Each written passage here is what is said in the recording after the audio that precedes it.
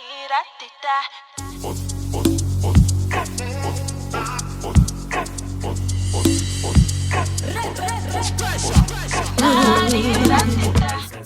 to be able to ask them what the thoughts are and be able to ascertain that and relay that to the good people of the country very well.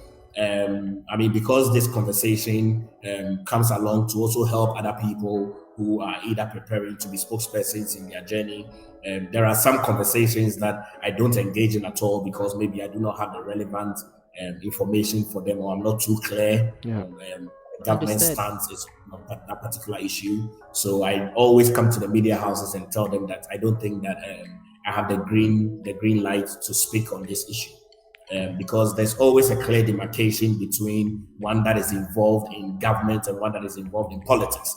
And so at the communication bureau, there are party communicators, and party communicators are also very different from government communicators, because as a government communicator, you are looking at the entire country, and the entire country is not made up of your political party, which is the NPP. It's made up of 12 significant political parties, especially as we relay from the 2020 general elections. There were 12 independent political parties that stood for the elections as a multi-party democracy. And having celebrated 30 years of our constitution, when you're a government spokesperson, you speak for the government, and you also speak for the other people that are not in government. So you also will speak for the minimal people and the marginalized people. And you need to ensure that you're able to bring government issues and policies to them so they can better appreciate it, that you are living above your political lines and your political ideologies. Because really, when the president is voted into power, the president is voted into power from a political party. But when the president comes into power and takes the oath of office, the president becomes the president for the country. And regardless of the number of people that voted for you, there are also other people that may not vote for you, but have an opportunity to govern and really to be able to ensure that you're taking care of those people. So the work for me is a very good one. It's a stepping stone into other things that is yet to come in the future. But it's been an engaging time for me. Yeah. So really, you are now, let's say, I kind of like see you as the middle guy and the go-to person for pretty much anything regarding the presidential office. Is that correct? Well, it's correct, but I need to be able to expand that. And so you know that the seat of government also has a communications director. Right. So there is a communications director for the Jubilee House. Okay. And so that is Eugene Ahin. So Eugene Ahin sits as the communications director, and then he has two deputies, Kofi Ejapon and then Jefferson Saki. But the Jubilee House is the seat of government, but there's a government that needs to be run. And so the government is led by the President of the Republic, Nana Addo Dankwa Akufo-Addo. So I am an interface, yes, between what happens in government and what the people of the country need to hear. Right. Some of the roles really that maybe my colleague, the communications director at the presidency will play would purely be on issues that are happening within the presidency. But for the role that I have a role that is really issues that are happening in government. And it goes beyond the issues that are happening at the presidency. And so when you have a conversation with Mr. Eugene Ahin, who is the communications director for the presidency, he would be able to tell you that maybe this today, president did that. But I will be able to tell you that government did this. Yeah, right. So that really is like the whole demarcation of what is happening. So I can tell you clearly that today, government has fully rolled out the implementation of the E-Levy. So that is like a thing for government, which goes beyond what happens at the house of the seat of government. So that's really like a whole demarcation. But you're right to say that I serve as an interface between what happens in government and the presidency and what happens with the people of the country. Okay, well, beautiful. So that means that we actually have the right guy for this conversation.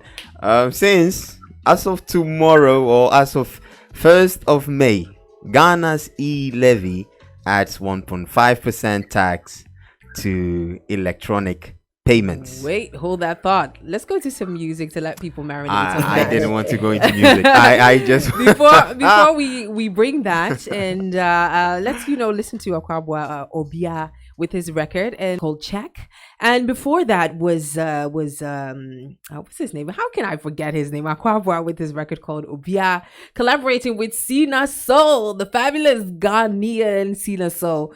We're almost reaching 8:30 CET Amsterdam time, coming to you live from the city of Amsterdam, and you're listening to Africa on Focus, where we share our success stories on Hiradio, Ghana's, or let's say Amsterdam's most dynamic satellite station, and we bring you the latest news from Amsterdam, of course, highlighting what's going on in the world of Africans. And we are here back again, and we have a very special guest who is our returning guest, and who is now actually he's made major moves because he's now Ghana Governance and Security Spokesperson.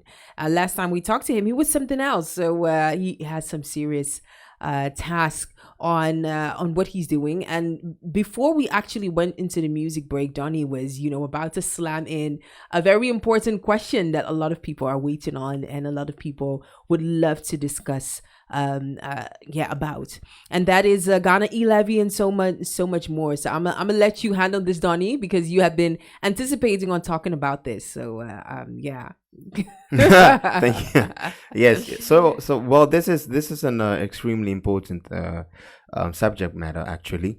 Even the BBC has also wrote on this because of the impact it will have on Ghanaians in general. So, Brother Palgrave, if you are still there, let me make sure the volume. I'm here, Donny. Yes. Oh yes, I can hear you. So this E-Levy thing, I was here, and I believe in February we heard about this E-Levy thing, and I hear it first from my parents. I went there to visit, and then they were talking about this, and I don't know, somehow even today my cousin came in the house and was talking about it. So they didn't agree with something I didn't understand. But the first person I had in mind was us, Brother Palgrave. But so this was the last conversation we were supposed to have. I was going to ask this question, but somehow it happens that as of today or tomorrow, it's going in full effect from Ghana, and this is also the day that we get to ask you personally what this E-Levy thing is and why now. Okay, Donny, thank you very much. And I must appreciate the conversation around E-Levy. To be fair to the good people of this country, I believe that having gone through various research and seeing that a country of about 30.8 million people, we have just about 8% contributing significantly to income tax. That 8% in terms of total population is about 2.34 million people who contribute to income tax. 90% of taxpayers are settled in Greater Accra, which means that a larger part of close to about 18 million people who are in the informal and formal sector sizable number of them do not pay their taxes.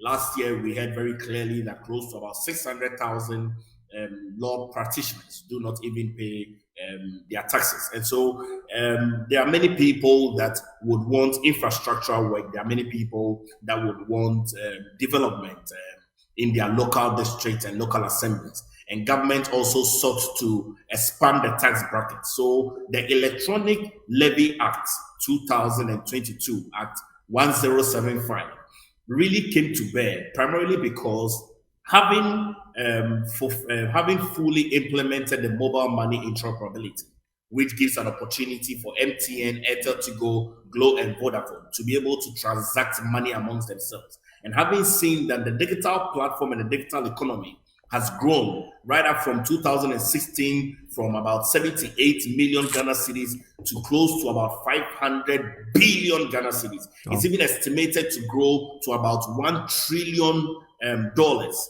according to UNCA research report that came out. So clearly, having seen that digital platform has grown, and having seen that the Ghanaian economy is also heavily dependent as well on digital platform, the government sought it wise that if you look at the mobile money interoperability, and if you look at the number of mobile phones in this country, and it would interest you to know that there are close to about 40 million handsets in this country. 40 million handsets. Now, this 40 million handsets is more than the number of people in this country, which means that close to about 80 million people who have an opportunity to either afford a mobile phone. One person will have about 2 phones or 3 phones, or even 4 phones, with each one having a single network in it. Okay. Now, when we did the research, we came to realize that 43% of the Ghanaian people do transactions below 100 Ghana cedis. 43% do transactions below 100 Ghana cedis, which leaves the remaining 57% doing transactions above 100 Ghana cedis. Okay. Which means that if we want to be able to implement an electronic levy, we need to be able to take into consideration the poor people in the country who do transactions below 100 Ghana cedis. When we did that research, we realized that 43% of them do transactions below 100 Ghana cedis. In implementing the electronic levy, we put in the electronic levy that if you do transactions, the threshold is 100 Ghana cedis. If you do transactions above 100 Ghana cedis, you would pay the E-Levy, which means that if you do 100 Ghana cedis, you will not pay. But if you do 100 Ghana cedis plus 1, you would pay the E-Levy, the electronic levy. The electronic levy conversation began with a percentage of 1.75. Government being a listening government and having held stakeholder meetings and town hall meetings in Western North, in Eastern region, in Oti region, in Volta region, in Savannah region, having held these meetings and having really considered that the Ghanaian people really believe in principle that electronic levy is really the way to go, government sought to renegotiate the percentage. Now, having renegotiated the percentage, government brought the percentage to 1.5%. And so the bill went to Parliament, it was read a third time, and then the arm of Parliament really passed the bill. And when they passed the bill, the President, as demanded by the 1992 Constitution, assented the bill into law. Now, the main person and the main institution that is going to be taking the electronic levy is the Ghana Revenue Authority, which is the mandated institution in this country to ensure that they bring in revenue into the country to be able to help with the development of the country. So the Electronic Levy Act 2022, Act 1075, began today at 12 midnight.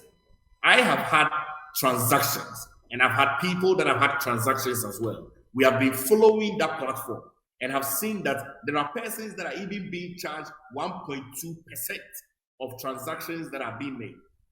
We have stated as a government that we're going to be rolling out the E-Levy transaction in various phases.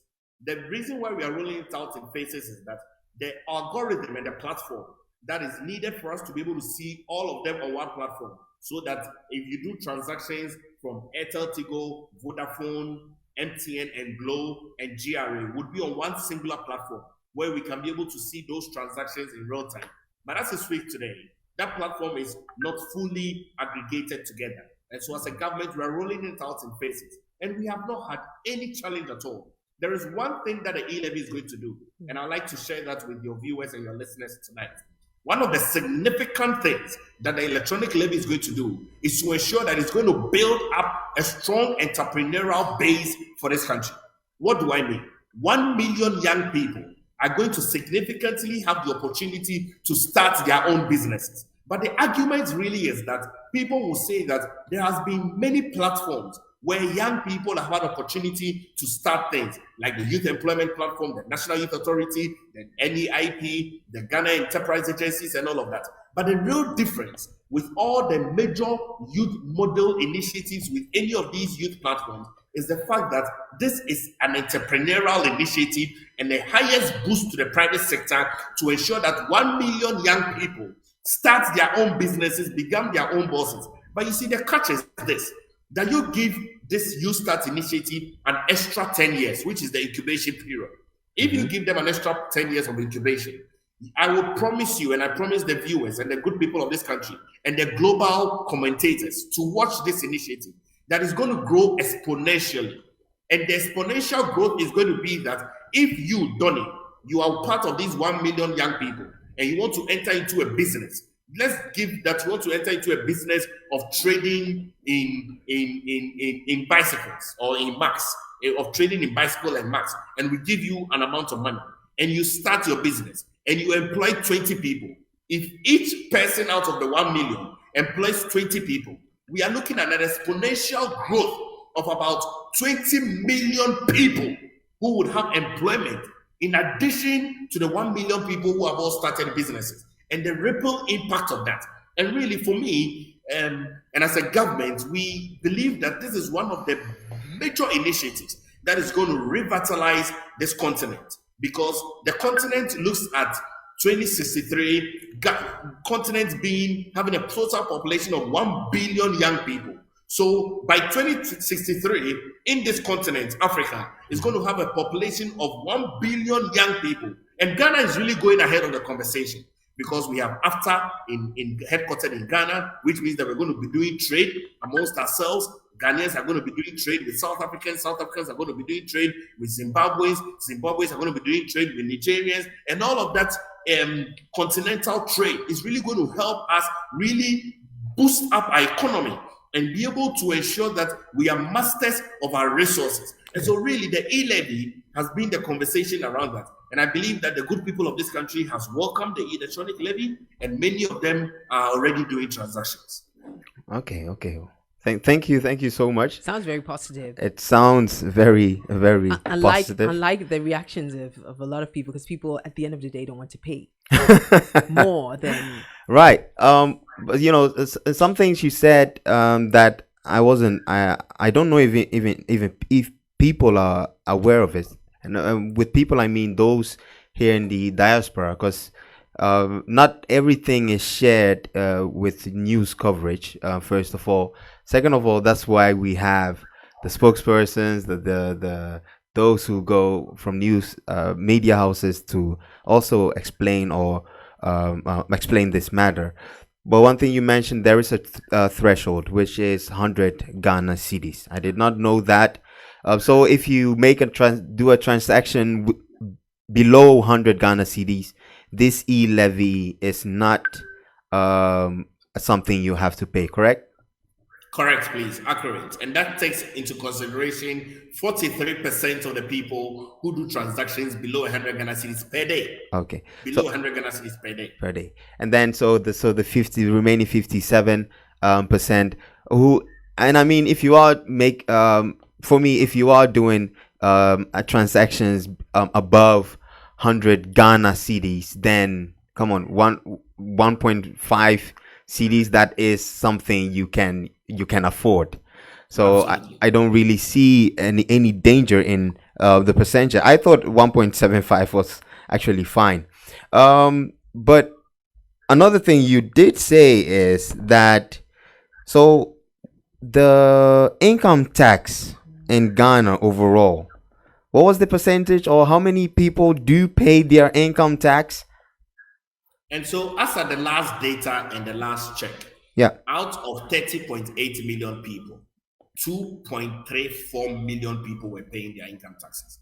That gives us a percentage of about 8%, carrying the entire burden of the country. Wow. So okay, so this to me sounds mind-boggling, because here in the Netherlands, here in the Netherlands, it's government. We let's just say we don't have particular resources that we drive on, but we drive on taxes. Yeah, so that is just not to. Exactly. We can't even imagine that. And I've watched other conversation, or let's say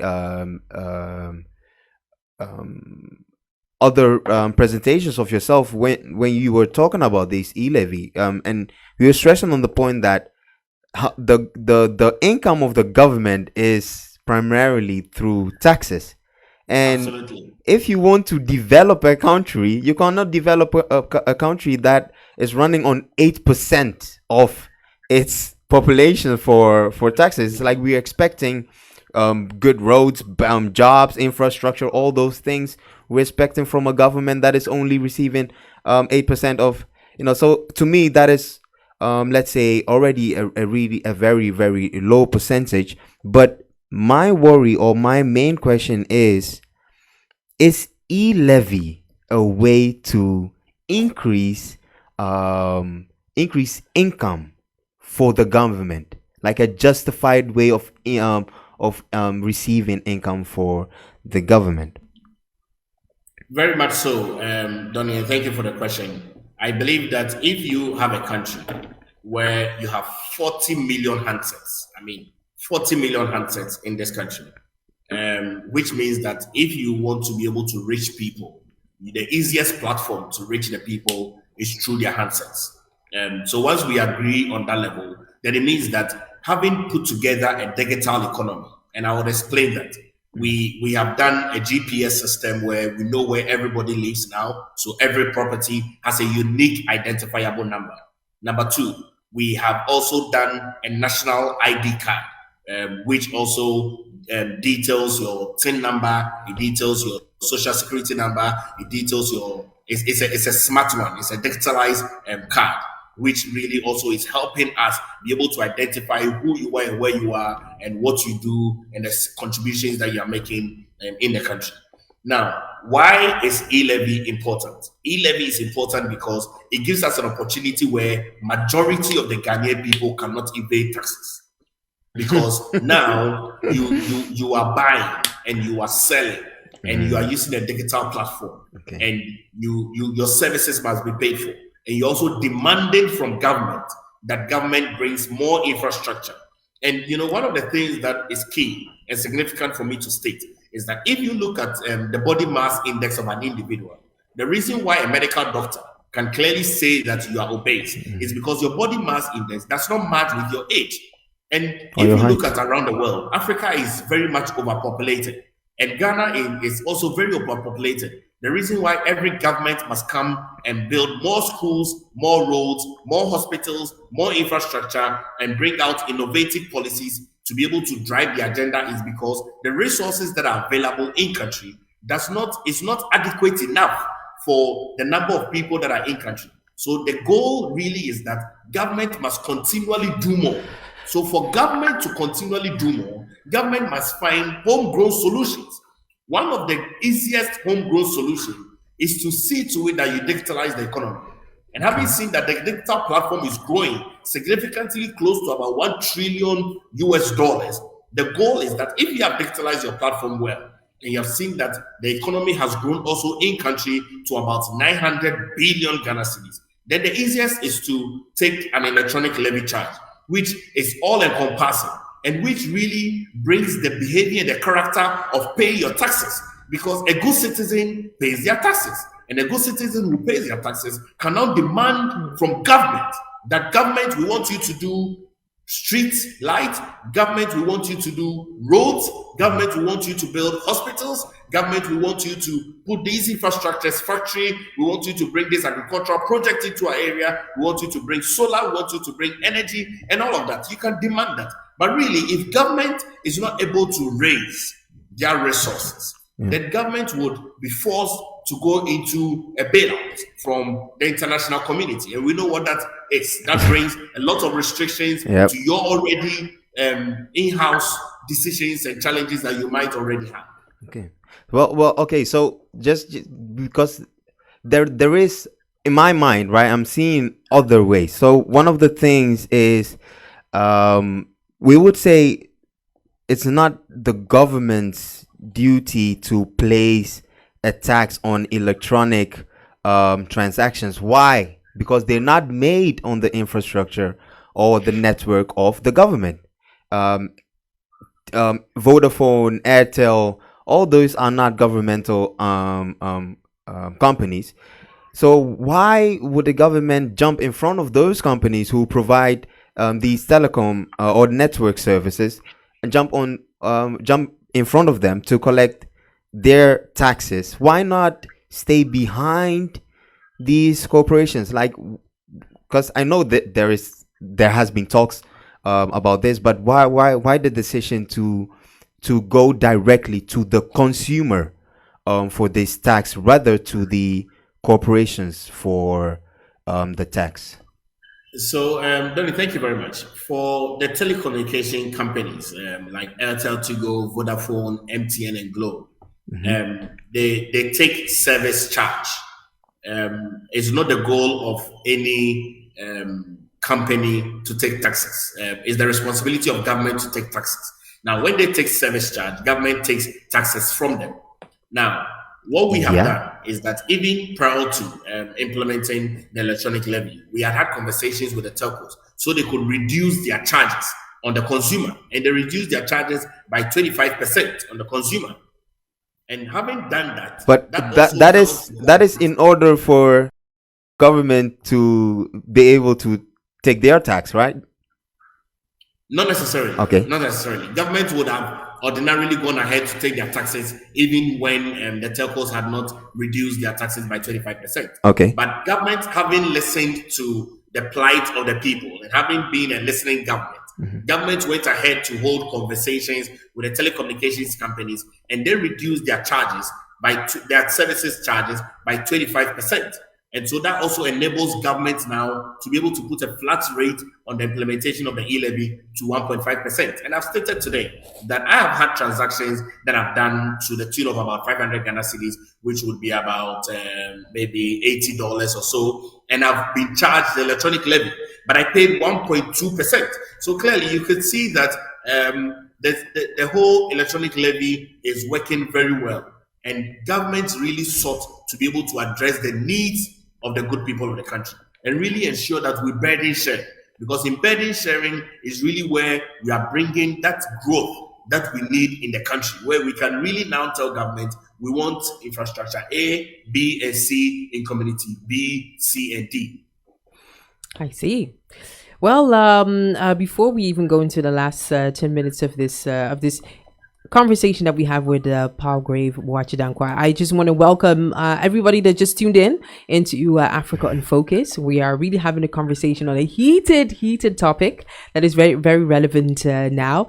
Shout out to Mena Ama, who is engaging with us. Kweku Nesta, One God and One Dawn, shout out to you as well. Kweku Nesta, shout out to you for interacting with us.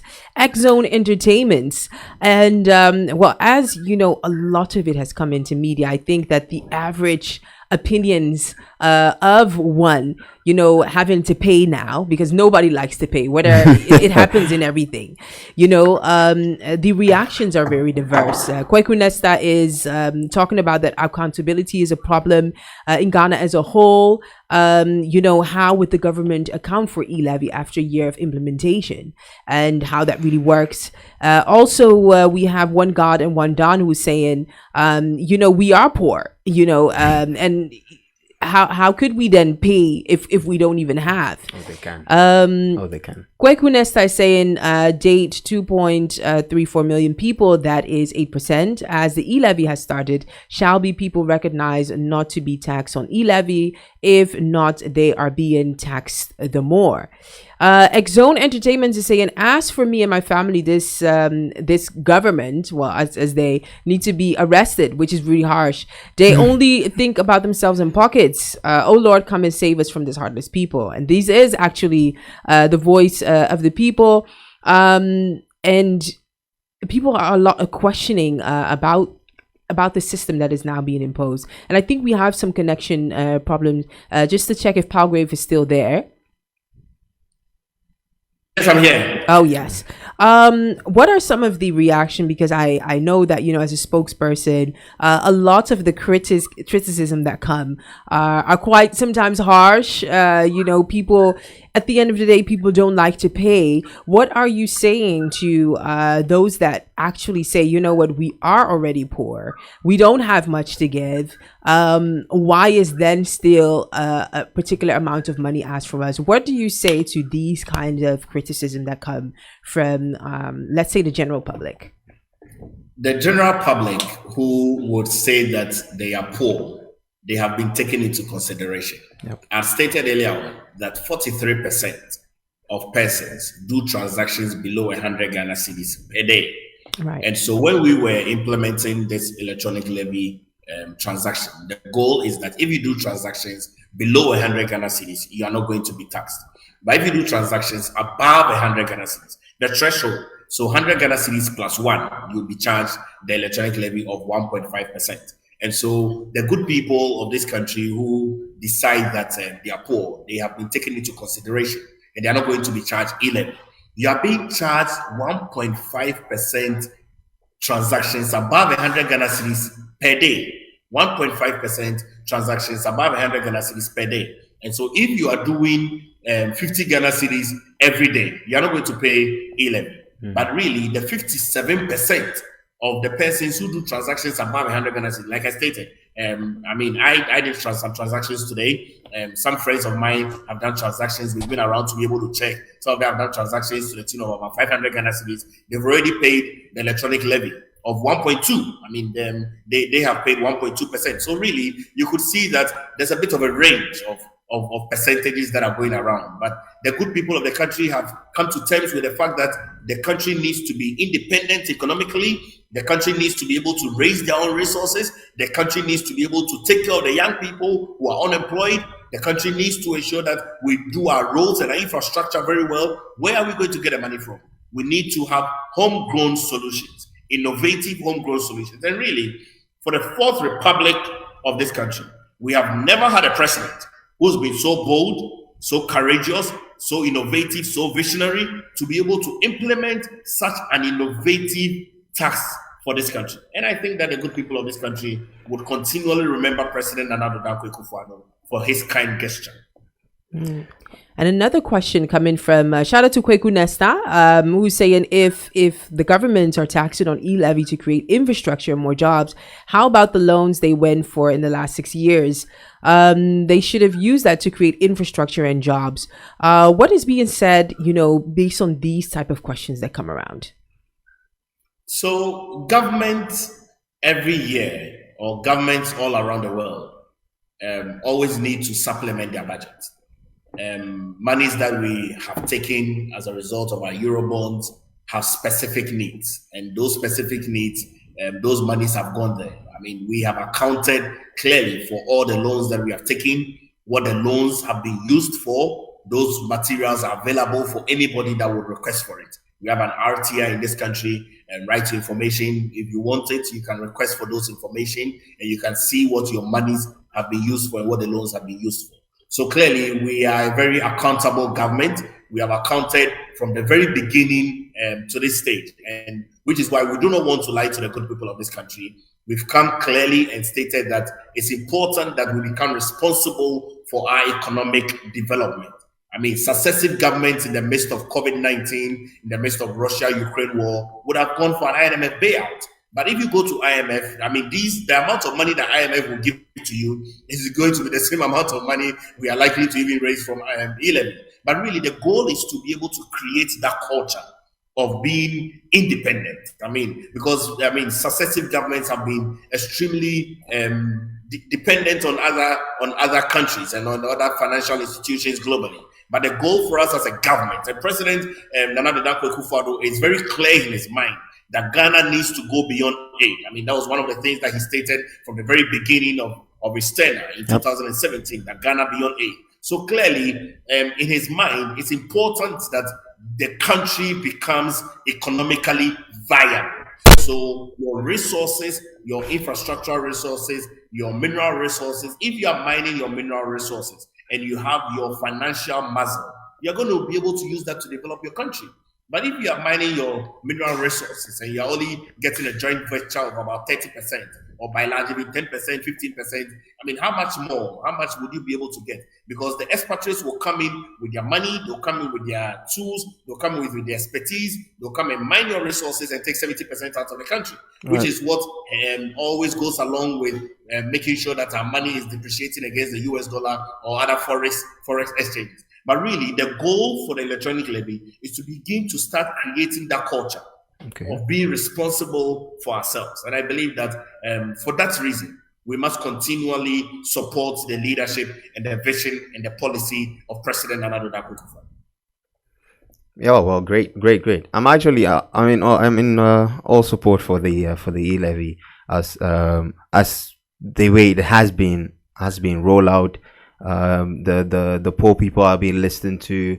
Also, they look to the future, and I love the fact that it's using the digital space to create revenue for the government. This is something innovative, very much so. I would still argue on the part that why is the government going straight to the consumers of services from other corporations? But I mean, that's up for a grasp. I would want to know that, since you are governance spokesperson and all, and within that field, are there any other methods, ways, bills that are in place right now to combat or to improve the 8% rate of Ghanaians who pay income tax? Well, I think that one of the major initiatives and the biggest of it is the electronic levy. Because the electronic levy, like I stated, we have 40 million handsets in this country. 40 million handsets. The number of mobile phones in this country, in simplest terms, is more than the people in the country. Ghana is 30.8 million. We have 40 million handsets. And many of the people who have these handsets are maybe about the 18 million population who are the working class in this country. Okay. So if you have 18 million people having 40 million handsets, in widening your tax bracket, that's where you need to go. So one of the major measures that government has put in place to ensure that we widen the tax bracket is really to ensure that minutest contribution comes from people who really want to develop their country and who have their country at heart. But then to me it sounds like there is no, because from that the previous studies about the on the lawyers who evade paying their taxes, like how is that, how what's the solution for that? Because that's, you're going to have your E-Levy and that problem remains unsolved. So you know that government also brought in the Ghana card, and the Ghana card is one of the cards. It's almost like a stop shop measure. It's one of the card that has all the digital platforms on it. Right. So it's got your GPS, it's got your Senate contributions, it's got your TIN number. I mean, all of these Ghana card, and many people have this Ghana card. So the Ghana card also helps us be able to identify persons, various types of persons who are either evading taxes or other persons that are not paying their taxes. For the lawyers, like you stated, who are not paying their taxes, I believe that when they had the Bar Association meeting, the President of the Republic, who himself is an astute constitutional lawyer, and the Attorney General, entreated them that it's important that they contribute and pay their taxes. But really, that brings all of them into that bracket. The electronic levy brings everybody into that space and that bracket. Because now, I mean, whatever I don't see how it is. Be on the run. The electronic levy only brings those into bracket who make use of electronic payments. But a law firm who pays their staff, if they are evading taxes, for instance, they're not paying their staff through electronic payments. It's probably through bank transfer. But if they evade tax by bank transfer, they are actually not included with something like the E-Levy. So how are... Let me share with you the areas that the E-Levy covers. I think that would be a bit helpful. Okay. In terms of the area. So in terms of 1.5%, the E-Levy covers between same accounts, okay, of the same user. I mean, these are the transactions. The second is that if you are doing a mobile money transfer from an account on one electronic mobile money issuer to a recipient on another mobile money issuer, you pay the E-Levy. Transfers from bank account to mobile money account, you will pay the E-Levy. Transfers from mobile money account to bank account, you pay the E-Levy. Bank transfers on instant pay digital platforms, you pay the E-Levy. So in terms of bank transfers, I mean, we have also looked into it because we thought that, yes, it's important that people don't have other ways of evading taxes. So I believe that would be a good response to your question. Okay. Well, I'll say, so then we'll wait to see on how that actually develops in other areas as well.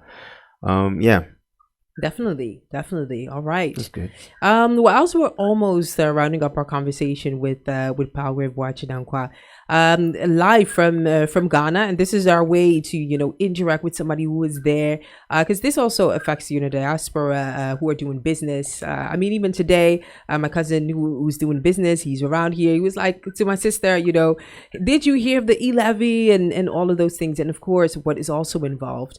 As the news spreads, not everybody does the research right, and not saying that not everybody does that right, but the opinions are diverse and sometimes not always based on facts, but sometimes they are. So a lot of conversations are happening, and we thank you, Palgrave, for interacting with us on that. He could have said, you know what, no, that's not my area. We are not disclosing any of those things. So as we round up our conversation with Palgrave, Don, do you have any last questions? Because I know you had it well listed. Well, another thing is concerning the presidency, or the president himself, and funny that you, Palgrave, you mentioned you are a young politician as of now. The age of the president is one that was unknown to myself until like 2 days ago. No. I had no idea. Our president looks so young though. So now you get why he's saying a young politician, right? Yeah. So apparently our president, and he's done a great job on the leadership part, especially during the pandemic. So yes, he's fit for the task. He's fit for the office. All of that. But his age, he's like 78. Right? That sounds so old. And Palgrave, we've had numerous conversation about how we actually need space for the younger generation to see the way, but also to prepare them for leading or taking those positions. And we have a president who is almost 80 years old. That is unheard of. But yeah, then again, this is Africa, but it's common. But still, I still really want to, stress this with you. Like, why is our president this old? Well, Danny, that's an interesting question. Yeah, but what would you make of it? Well, I think that as a country, we've had a history, and our history has taught us that many people come into real leadership at a very old age. But really, when they come into leadership at an old age, they come with a lot of things. The first is that they come with experience, they come with skill, they come with wisdom, and they come with maturity and extreme character. I have looked on the continent of Africa, and we practice a democracy of about an 8-year democracy. Mm-hmm. So when you serve your first term of 4 years, and the good people of the country vote for you, then you have an opportunity to serve your second term, which is your last term. Now, in this country, you realize that you would have heard a lot of conversations around the fact that people want to break the 8. Now, 2024 is going to give us 16 years of NPP in power and 16 years of NDC in power. Now, in that election, the good people of this country are going to make a decision on who they would want to vote for. But I have stated that it's better to be old and be wise and be able to lead a country in the manner in which you would than to be young and to be unwise and bring the country into disrepute. And I think that we have examples of other younger people who have been presidents that otherwise would create a national or a global name like Dumso, and other young people who have been presidents that would immediately run to an IMF for a bailout Other young people that have been president that instead of looking for innovative ideas would rather want to start having guinea fowls running away from the country to other countries. And so really, if you compare the margins very well and look at how young our democracy is, I mean, really, you would have the persons of President Nana Danquah coming into presidency at a very elderly age. I think he came in at about 72 years old. But you have to remember that he's been on this fight well over from 1996. Okay. So, I mean, it's the way the politics of the country has been done. But I believe very well that that is about to change because our constitution is just 30 years. Our fourth republic as well from 1992 is also quite young. So that is about to change as we move forward. Our country is not as old as Europe, which is over 400 years old. It's not as old as the US, which is over 400 years old. So really, for a country that is less than 70 years old, you would have people who would come into leadership at an old age. But when we grow very much and we hit our centenary, in the next 32 years old, we reach our centenary. You would be assured that you have a younger person rising up, but it's one step at a time. Yeah. Okay, that's good. Like I said, I don't see. I don't think he's unfit for the job or anything. I mean, I actually love the fact that he's there, and he looks young, right? But I was just amazed by the fact that do Ghanaians even know that he's that old? But good that they're making use of his wisdom, because he's proven to be a really, let's say, a good man in office. And I also look forward to what the future presidential candidates are going to look like as well, age-wise. How diverse is that going to be? Because that's also something interesting to look at. Yes, I think so, but I also think that the age conversation has not become so important. It shouldn't either. It shouldn't. Persons that are old that have really done the work, even more than other younger people. Yeah, President Nana Danquah is one example, and I think that by far on this fourth republic, by far he's been one of the oldest presidents in leadership and in government by far, and he's done extremely well, even more than other presidents who were younger. And look at the 16 flagship programs that he's been able to implement in less than 6 years of his government, which for me is setting a foundation really for this decade, 2020 to 2030. And even beyond for the country to be able to fly on higher pedestals. Yeah. All right. Well, thank you so much, Palgrave Boakye Danquah, for joining us. We know at your side it is well in the evening. You probably still have to get your Sunday dinner, or what do they eat on Sundays in Muto and those type of things. Any last words? Lately in this country, many people are staying away from eating after 6. Oh, so, is it? That's good. Yes, I think that everybody's trying to stay healthy. Yeah. And everybody's trying to make sure that if you have money, you don't die and leave your money. I like that. So I like that. People are staying healthy. Good stuff. I haven't had any emuto today. Oh, okay. Not yet. That's by the way. Away from a lot of starch. All right. So yes, I'm doing a lot of leaves and chicken. Okay, look at that. I'm making sure that I'm taking my tea. You know, this summer body coming. It's from your country. You know, when I was in your country, I bought this mark. You know, bicycles. You see. Right. Yeah. Very beautiful. That's good. Yeah. Amsterdam. That's the Amsterdam Cup. Love that. Any last words for our listeners before we round up, Palgrave? Yeah. Really, to just wish my Muslim brothers a happy Ramadan in the next 2 days, and to wish all workers around the world a happy Labor Day. And all of us welcome to the month of May. Christians would consider this month as the month of grace. Jesus Christ has resurrected, and so Christians are beginning to count 50 days after the resurrection of Jesus to celebrate Pentecost. So I wish everyone well. That one is also, well, we wish you all the best, and thank you for joining us. We will love to see you joining us very soon again. Thanks so much, and have a good Sunday evening. Thank you. All right. Thank you.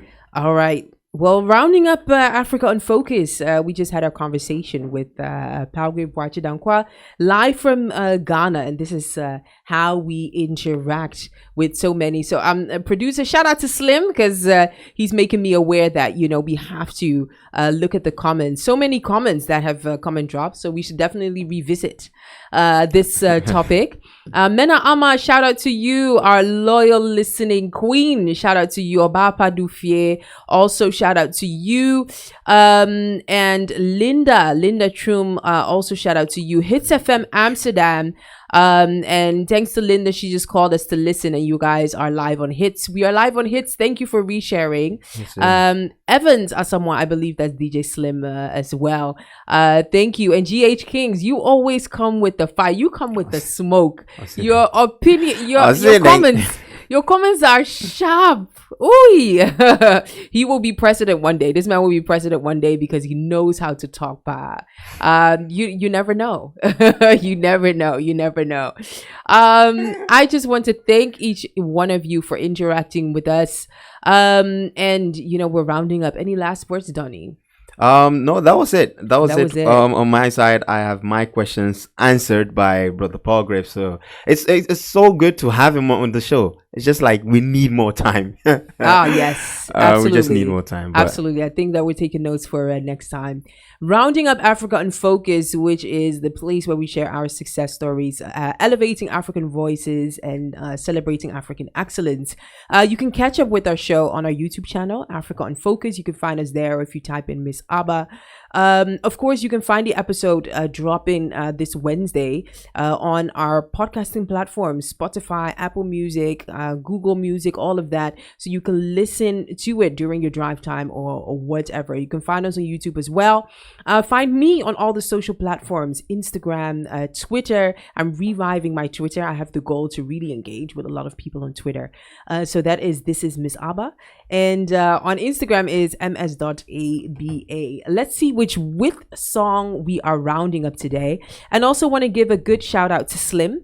Because Slim, he is always our producer, coming here ensuring that, all of the right music is played and all of those things. Let's round up with Manifest with his record called Game Over. Next week, same place, same time. Of course, we will be interacting.